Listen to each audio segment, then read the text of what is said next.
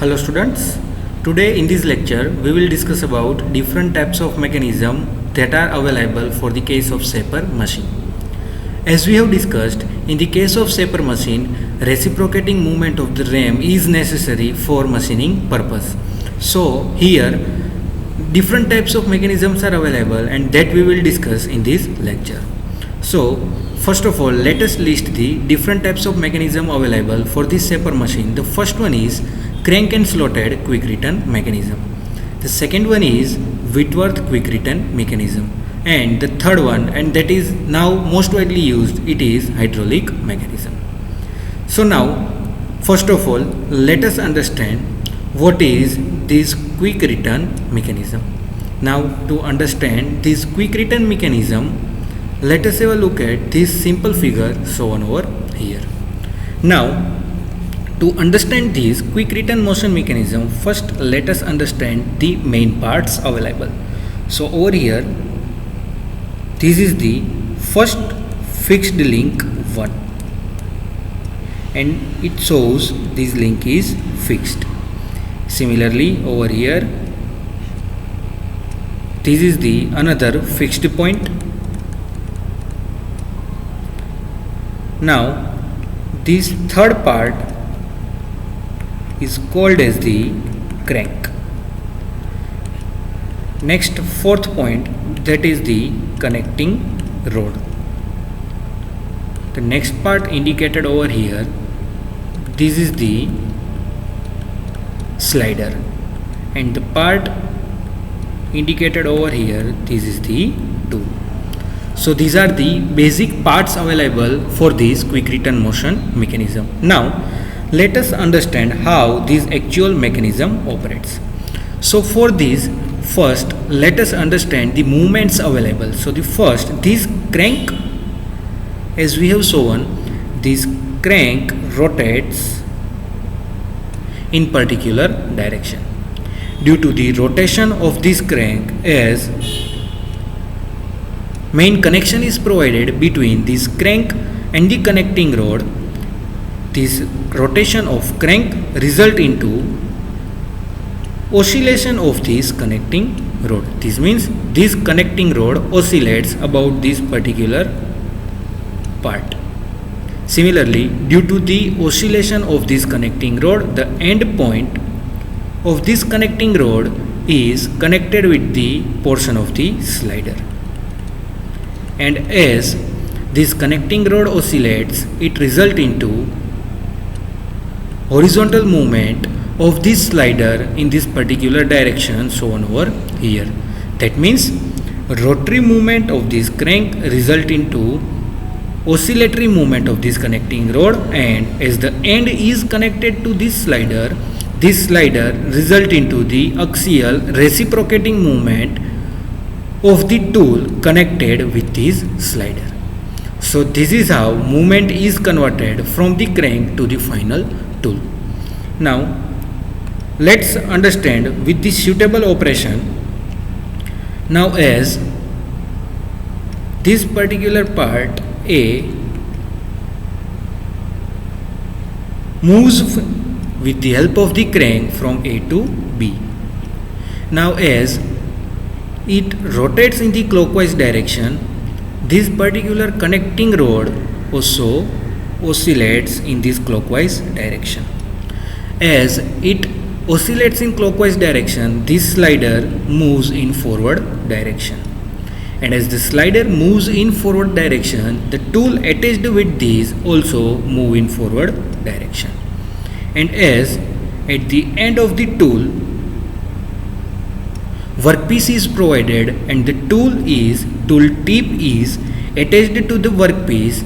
Due to the forward movement of the slider or the forward movement of the tool, it removes the material from the workpiece by axial movement or the movement in the particular direction shown over here. So this is how first stroke is obtained, that is in the forward direction. Now similarly, let's see, when it moves from B to A, means it further moves in the return direction. Now what happens? This slider moves in return or backward direction, and as this slider moves in the backward direction, this tool also moves in the backward direction, and as the clearance is provided between the tool and the workpiece, there is only a rubbing action between the workpiece and the tool, and no material is removed from the workpiece. And this is how this return stroke is also obtained. So by complete 360-degree rotation of this crank, the complete quick return motion mechanism is required. So the first forward stroke, as the movement is in forward direction, that's why it is called as the forward stroke, and the another stroke that comes in backward direction or in the return side, that's why this stroke is called as the return stroke. That means this mechanism is combination of the forward stroke and the return stroke. Now as one can see over here, the time required to move from A to B in this particular direction or in forward direction is comparatively larger, because it also takes time in removing the material, and the time required to move from A to B in this direction or the angular movement, that is comparatively larger. That means forward stroke takes comparatively higher time. So the time taken by forward stroke is high. Similarly, during return from B to A, during return stroke, as there is no removal of material, there is only a minor rubbing action, so the return is comparatively faster, as the angle that is covered from B to A is very low. That's why the difference between this first forward stroke and the second return stroke that you can observe, so one can see that return stroke takes comparatively lesser time than the forward stroke. That means it returns very quickly, and that's why this entire mechanism is called as the quick return motion mechanism. So this mechanism is the combination of forward stroke and the return stroke, and how the cutting can be obtained, and this operation is repeated each and every time for all the required cuts. So this is how this all quick return motion mechanism works. So I hope it is clear to you that how this quick return motion mechanism operates and how this reciprocating motion is obtained by using this mechanism. Now further, let us discuss about the next important mechanism, that is the hydraulic shaper mechanism. Now to understand this, let us have a look at this simple figure. Now as you can see, the basic objective of using this mechanism is to obtain reciprocating movement of this tool, and to obtain the reciprocating movement, the tool indicated over here, this entire piston needs to be moved in forward or backward direction. So how this movement can be obtained, now that we will discuss by simply using simple methodology. Now first of all, let us see the parts available over here. As you can see, this is the oil tank, which consists of the oil. So this is the oil, and this part is called as the oil tank. Now similarly, the part shown over here, this is the pump, and this oil pump is used to flow the oil from lower side to the upper higher side, and that is the basic purpose of using this oil pump. Now another cylinder is shown over here, which consists of the 3 pistons, and what is the use of these 3 pistons, that we will discuss in further steps. And the last major most important piston that is shown over here. So now let's see first what are the basic strokes required. So as we have discussed in basic quick return motion mechanism, first forward stroke is required, and second return stroke is required. So to obtain first a forward stroke,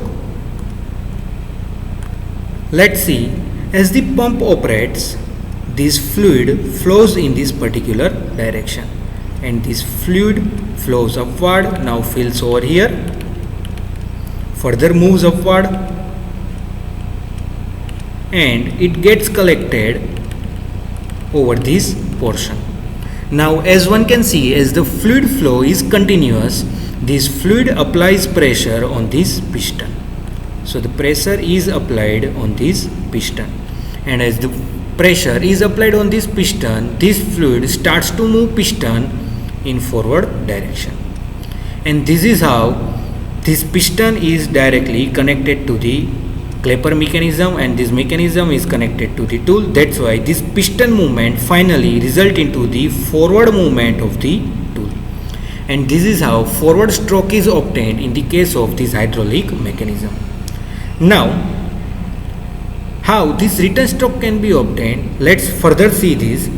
First of all, we will erase these all details because return stroke will be easy to understand now.